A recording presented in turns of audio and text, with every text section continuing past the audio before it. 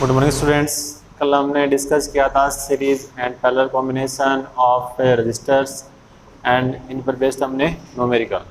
Okay, अब हम discuss करेंगे superconductivity and superconductors. Okay, तो let's start. What is superconductivity and superconductors? Okay, conductors के बारे में आपने डिस्कस हम कर चुके हैं। कंडक्टर्स का मीन होता है जो very low conductors have very low resistance, मतलब वो करंट को इजीली फ्लो करते हैं, वो होते हैं कंडक्टर। लेकिन अब कंडक्टर से भी आगे क्या है? Super conductor. सुपर कंडक्टर तो ये कुछ सर्टेन मेटल्स होते हैं और उनका जब हम टेम्परेचर डिक्रीज करते हैं तो उनकी रेजिस्टिविटी है वो रैपिडली डिक्रीज होती है और at very low temperature its resistivity becomes zero. Okay, और this phenomenon is called superconductivity और such type substances are called superconductors. Clear? देखिए, the phenomena of complete loss of resistivity, the phenomena of complete loss of resistivity by certain metals and alloys when they are cooled below a certain temperature is called super conductivity, is called super conductivity और such substances are called super conductors। Clear? मतलब कुछ type से special metals होते हैं और alloy होते हैं, उनको और हम उनका टेम्परेचर डिक्रीज करते हैं तो उनकी रेजिस्टिविटी है वो रैपिडली डिक्रीज होती है और at a certain temperature, at a very low temperature its resistivity becomes zero. Clear? और this phenomenon is called superconductivity और सच से type substances are called superconductors. Clear? देखिए, आपको बताया था मैंने मेटल्स के अंदर ये पॉजिटिव आयंस रहते हैं,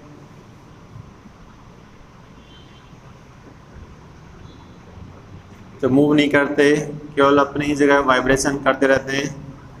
अब इसमें जो इलेक्ट्रॉन्स होते हैं वो क्या करते हैं? जब इलेक्ट्रॉन मूव करते हैं तो इलेक्ट्रॉन इनसे कोलिजन करते हैं और वो कोलिजन के कारण ही क्या होता है? देखो, किसी भी कंडक्टर का जो रेजिस्टेंस होता है वो किसी कारण होता है? वो collision between positive ions and free electron. अगर ये कोलिजन है वो अगर स्मॉल है या लो है तो उस कंडीशन में रेजिस्टेंस भी क्या होगा? लो ही होगा। अगर ये कोलिजन हाई है तो रेजिस्टेंस भी हाई होगा। लेकिन जब हम क्या करते हैं, इनका उससे कंडक्टर्स होते हैं उनका टेम्परेचर हम क्या करते हैं? लो करते हैं, तो ये जो कोलिजन है वो डिक्रीज हो जाती है और at a very low temperature, मतलब जब हम टेम्परेचर को बहुत कम कर देंगे उस कंडीशन में आप देखिएगा कि इलेक्ट्रॉन है विदाउट कोलिजन मूव करते हैं और जब इलेक्ट्रॉन विदाउट कोलिजन मूव करेंगे तो इसका जो रेजिस्टेंस है वो हो जाएगा,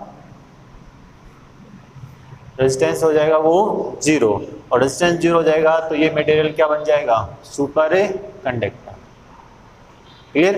देखिए, अपने पावर ट्रांसमिशन में अपने जो घर पे इलेक्ट्रिसिटी है वो पावर ट्रांसमिशन लाइन के थ्रू अपने यहाँ पहुँचती है, तो इस इलेक्ट्रिक एनर्जी का 20% जो वेस्टेज हो जाता है वो हीट की फॉर्म में हो जाता है। ठीक है? मतलब पावर प्लांट है, वहाँ से एनर्जी अपने पास कितनी सेंड की गई है? 100%, लेकिन उसमें 20% अब वो क्या हो जाता है? वेस्ट हो जाता है और अपने पास जो एनर्जी रहती है वो कितनी होती है? 80%। तो ये जो अपने ये यूजफुल नहीं है, वेस्ट हो गया एनर्जी का। ठीक है? और ये वेस्टेज होता है वो किसी कारण होता है? जो पावर ट्रांसमिशन लाइन्स होती हैं उनके रेजिस्टेंस के कारण, और रेजिस्टेंस के कारण वो वायर होते हैं हीटअप होते हैं, वायर है वो हीटअप होते हैं जिससे एनर्जी का लॉस होता है। अगर रेजिस्टेंस से जीरो कर दिया जाएगा तो यहाँ पर कोई एनर्जी लॉस नहीं होगा। ठीक है? और फिर उसके बाद में आता है इसमें के डेफिनेशन क्रिटिकल टेम्परेचर। तो the temperature at which a substance undergoes a normal conductor to superconductor. Clear? A temperature at which a normal conductor becomes a superconductor is called critical temperature। देखिए इस phenomena का जो discover किया था वो किया था 1911 में। इन 1911 डच फिजिसिस्ट था कैमरलिंग ऑन्स। इसने देखिए क्या डिटरमाइन किया, इसने मरकरी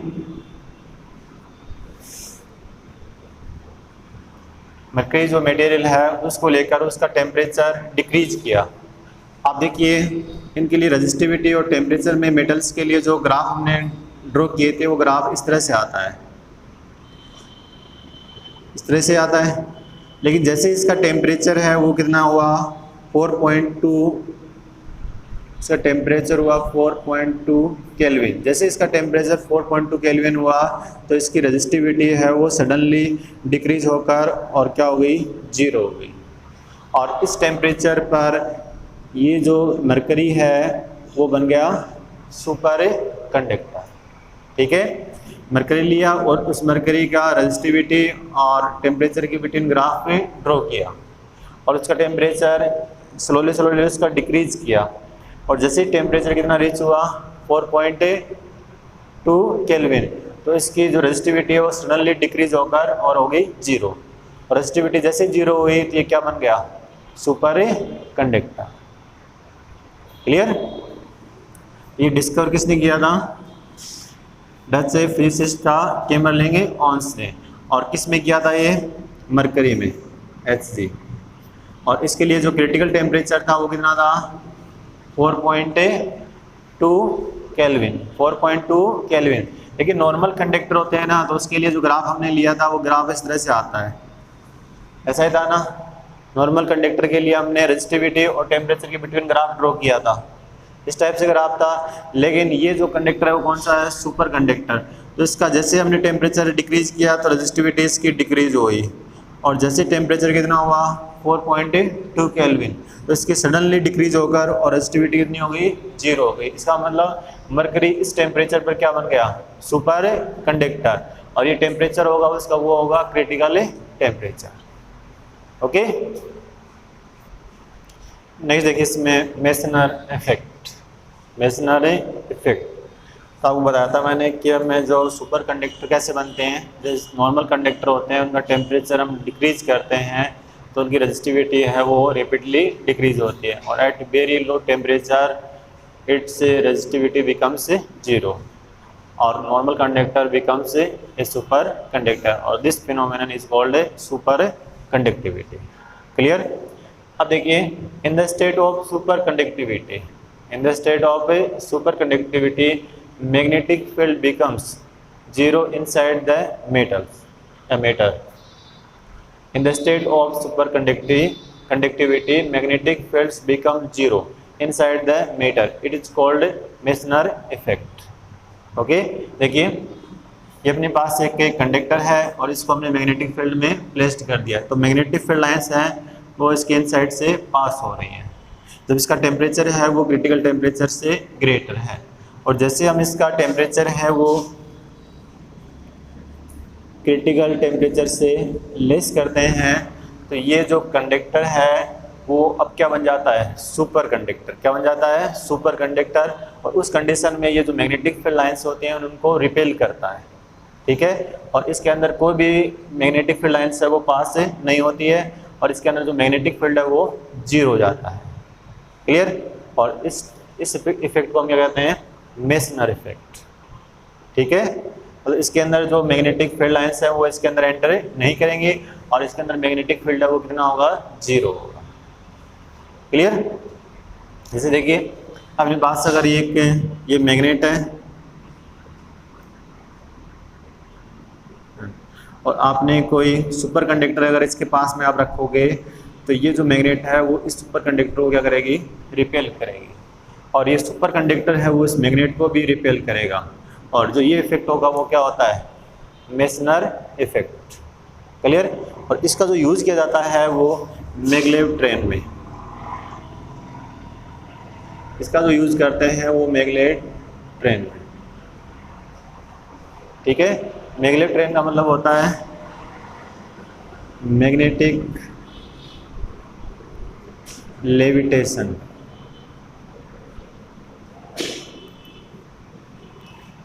मैग्नेटिक लेविटेशन, लेविटेशन में मेन ये होता है कि ना किसी भी हम इसके द्वारा हम क्या करते हैं कि सुपर कंडक्टर को ग्रेविटी के अगेंस्ट उसको एयर के अंदर स्टेबल कर देते हैं विदाउट ए फिजिकल कॉन्टेक्ट। मतलब ये अपने पास मैग्नेट है और ये अपना है सुपर कंडक्टर, ठीक है। ये एयर के अंदर स्टेबल रहेगा विदाउट इसको फिजिकल कॉन्टेक्ट, मतलब बिना फिजिकल कॉन्टेक्ट के उसमें उसको हम एयर में क्या कर देते हैं, स्टेबल कर देते हैं, ठीक है। क्योंकि सुपर कंडक्टर है और ये क्या है, मैग्नेट है। अब मैग्नेट है, इसको क्या करेगा, रिपेल करेगा तो मैग्नेटिक फोर्स है वो इसमें कहाँ अप्लाई होगा, अपवर्ड डायरेक्शन में, और ग्रेविटेशनल फोर्स है वो कहाँ होगा, इस पर। और बैलेंस कंडीशन पे इस पे नेट फोर्स कितना होगा, 0, और ये किस में रहेगा, स्टेबल कंडीशन में। तो ये जो प्रोसेस होती है वो क्या होती है, मैग्नेटिक लेविटेशन। और इसका यूज होता है वो मैग्लेव ट्रेन में यूज होता है, जो बुलेट ट्रेन से भी फास्ट होती हैं, ठीक है, जिनकी स्पीड होती है वो near about 600 kilometre per hour, ठीक है। अब बुलेट ट्रेन की भी स्पीड होती है, लेकिन बुलेट ट्रेन की स्पीड इतनी ज़्यादा नहीं होती है, और उसमें फिजिकल जब कांटेक्ट रहता है तो उसमें फ्रिक्शन भी होता है, तो उतनी ज़्यादा उसमें स्पीड इंक्रीज नहीं कर सकते। इसमें क्या होता है, मैग्लेव ट्रेन में जो ट्रेन होती है वो उससे ट्रैक को विदाउट ए कॉन्टेक्ट मूव करती है, मतलब उसमें कोई से व्हील वगैरह नहीं होते हैं उसको ये ट्रैक है और ये ट्रेन है, उसको विदाउट ए कॉन्टेक्ट उस पर क्या करती है, मूव करती है। उस ट्रेन को हम क्या कहते हैं, मैग्लेव ट्रेन। तो जापान के अंदर इसका यूज होता है मैग्नेटिक लेविटेशन का, और ये ट्रेन कहाँ चलती है, जापान, जर्मनी वगैरह में, ठीक है। तो ये था मेसनर इफेक्ट, क्लियर। अरे यूजेज ऑफ सुपर कंडक्टर्स के क्या क्या यूजेज हैं वो हम डिस्कस करते हैं। तो superconductors can be use to make super magnets बनाने में इनका यूज़ करते हैं। और सुपर मैग्नेट्स हैं वो can create high magnetic field, जो ऑर्डिनरी मैग्नेट होती है उसके कंपेयर में ये हाई मैग्नेटिक फील्ड है वो प्रोड्यूस करती हैं, ठीक है। तो फर्स्ट क्या आ गया, सुपर मैग्नेट्स बनाने में।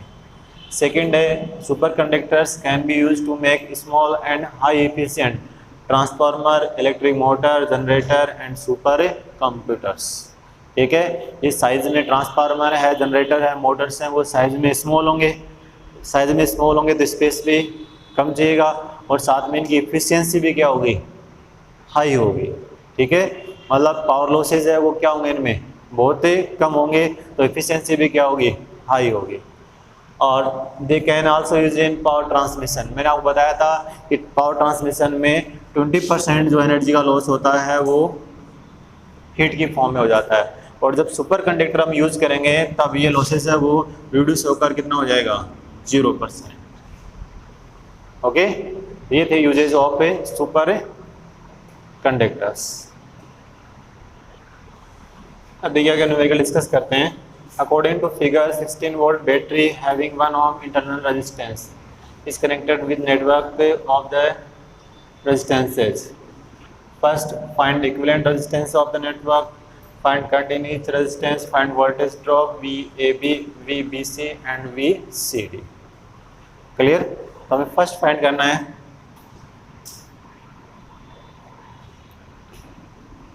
Equivalent resistance of a network.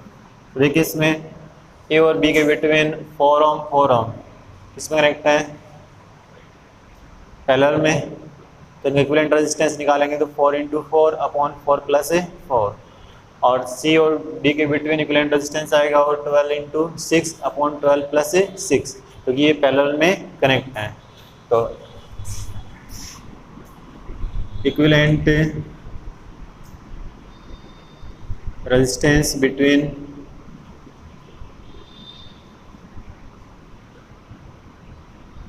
Between point से ए एंड बी, ए और बी के बिटवीन इक्विवेलेंट रेजिस्टेंस होगा वो निकालेंगे। पहला में बताया था मैंने, ऊपर तो मल्टीप्लाई कर दो इसको और नीचे इसको ऐड कर देते हैं, तो 16/8 इक्वल टू कितना आ जाएगा 2 ओम। क्लियर। और फिर इक्विवेलेंट रेजिस्टेंस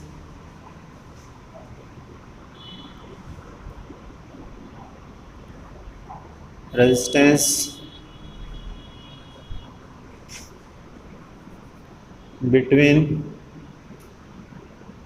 पॉइंट से सी एंड डी, तो सी और डी के बिटवीन अगर निकालेंगे तो R C D equal to कितना आ जाएगा 12 × 6 और 12 + 6, तो 72/18 ये आ जाएगा 4 ओम। क्लियर। अब निकालना अपने को total resistance of the network, तो वो आ जाएगा total resistance R equal to RAB plus RBC plus RCD। RAB अपना कितना हो गया 2 ओम, और RBC 1 ओम, और RCD 4 ओम। टोटल कितना हो गया अपना ये 7 ओम। क्लियर। यहाँ तो कोई प्रॉब्लम नहीं है। अब इसमें देखिए सेकेंड पॉइंट,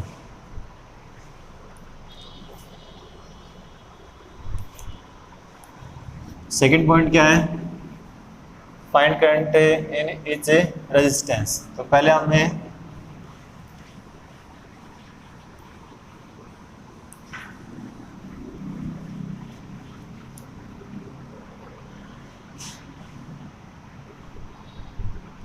हम इसमें टोटल करंट निकालेंगे। तो total current in the circuit, वो क्या होगी कि टोटल कितनी वोल्टेज आपने अप्लाई कर रखी है, तो वो हो जाएगी। वोल्टेज के लिए हम लेते हैं यहाँ EMF, आगे डिस्कस करेंगे। Total resistance of the circuit R plus small r, इसका टोटल रेजिस्टेंस ले लिया, वो कितना ले लिया R, और ये इंटरनल है वो कौन सा है स्मॉल r। दोनों कौन से में कनेक्ट हैं सीरीज में। सीरीज में टोटल रेजिस्टेंस कितना हो जाएगा R प्लस R। आपने वोल्टेज कितना अप्लाई कर रखा है, कितना कर रखा है 16, R आपका 7 और स्मॉल r 1, तो 16/8 इक्वल टू कितना हो जाएगा 2 एम्पियर। क्लियर होगा नहीं हुआ। देखो इसका जो टोटल रेजिस्टेंस है वो क्या है, ये सर्किट कैसे बन गया, टोटल रेजिस्टेंस है वो कितना आ गया था 7 ओम, और ये बैटरी सेल जो लगा रखा आपने वो 16 वोल्ट का, और ये रेजिस्टेंस है स्मॉल r इंटरनल रेजिस्टेंस, ये सेल के अंदर ही होता है, सेल के इनसाइड ही होता है, और ये कितना है 1 ओम। ठीक है। अब करंट देखो आप, इसमें 7 में और इस 1 ओम में करंट क्या रहेगी, सेम ही रहेगी ना। सेम रहेगी तो कौन से में होंगे, सीरीज कॉम्बिनेशन में। और सीरीज में रेजिस्टेंस है वो कैसे करते हैं, R1 प्लस है R2 प्लस है R3, तो 7 + 1 टोटल रेजिस्टेंस कितना हो गया 8 ओम। कितनी वोल्टेज अप्लाई कर रखी है 16, तो 16 अपॉन क्या आ जाएगा 8 इक्वल टू क्या आ जाएगा 2 एम्पियर। क्लियर। अब देखिए इसमें, अब ए और बी के बिटवीन आप देखो कि दोनों जो रेजिस्टेंस है वो किस में कनेक्ट है, दोनों रेजिस्टेंस है वो किस में कनेक्ट है पैरेलल में, और पैरेलल में पोटेंशियल डिफरेंस क्या रहता है सेम रहता है। ठीक है। तो आप यहाँ देखोगे potential difference between points A and B, point से ए एंड बी, तो आप यहाँ देखोगे तो पोटेंशियल डिफरेंस है दोनों ही कंडीशन में क्या रहता है पैरेलल में सेम रहेगा, तो इसमें पोटेंशियल डिफरेंस क्या आएगा 4I1 इक्वल टू क्या आ जाएगा, 4I1 equal to 4I2। Ohms लगेगा तब V equal to IR, V equal to, तो यहाँ IR क्या होगा, I1 इंटू 4 ओम, और यहाँ क्या होगा I2 इंटू 4 ओम। तो यहाँ 4 से 4 क्या हो जाएगा, कैंसिल। इसका मतलब I1 इक्वल टू I2, दोनों करंट क्या रहेंगी, सेम रहेंगे। और आप यहाँ देख रहे हो I इक्वल टू क्या है, I1 plus I2, I1 plus I2। I की वैल्यू आपने फाइंड कर ली, I कितनी है 2, और I1 प्लस I2 कर लें तो इसको या तो हम लिख दें 2I1 लिख दो, या इसको 2I2। तो I1 equal to I2 equal to अपने पास कितना आ जाएगा, 1 एम्पियर। या सिंपल आप देख लीजिए यहाँ पर जो करंट है वो कितनी है, 2 एम्पियर। रेजिस्टेंस क्या है, सेम है। रेजिस्टेंस सेम होंगे तो करंट है वो इक्वली क्या होगी, डिवाइड होगी। इक्वली डिवाइड होगी मतलब यहाँ 2 है वो इक्वली होगी, तो 1 एम्पियर 1 एम्पियर। क्लियर हो गया। और करंट इन रेजिस्टेंस 1 ओम, तो ये देखिए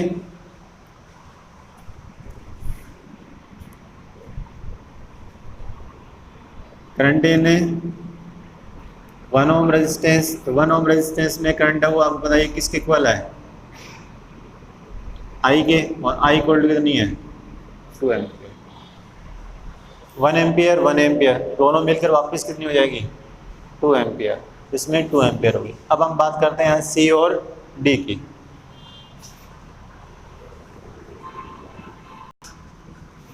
पोटेंशियल डिफरेंस बिटवीन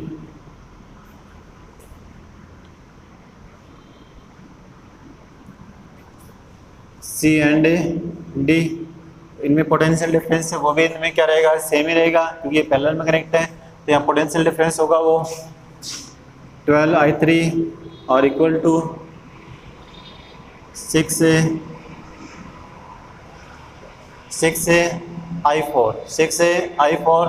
तो यहाँ से क्या रिलेशन आ जाएगा अपने पास कि I4 equal to 2I3, I4 equal to, और यहाँ देखिए ये करंट वो कितनी है I, ये I थी, I1 और I2 वापस मिलकर क्या होगी I। तो इसका मीन क्या होगा कि I किसकी इक्वल है यहाँ, I3 प्लस I4, और I की वैल्यू आपको मैंने बताई थी 2 एम्पियर, I3 और प्लस 2I3, तो टोटल कितना हो गया ये 3I3। तो I3 इक्वल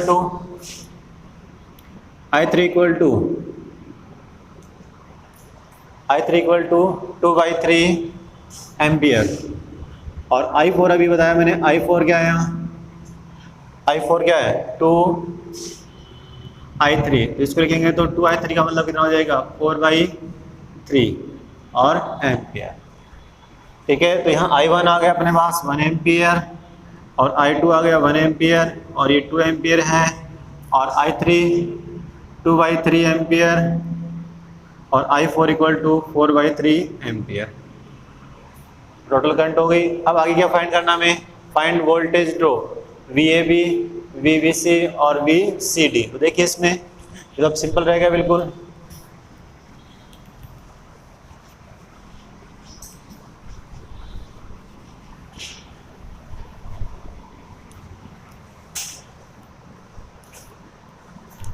मतलब पोटेंशियल डिफरेंस बिटवीन VAB, तो VAB आप फाइंड कर लो।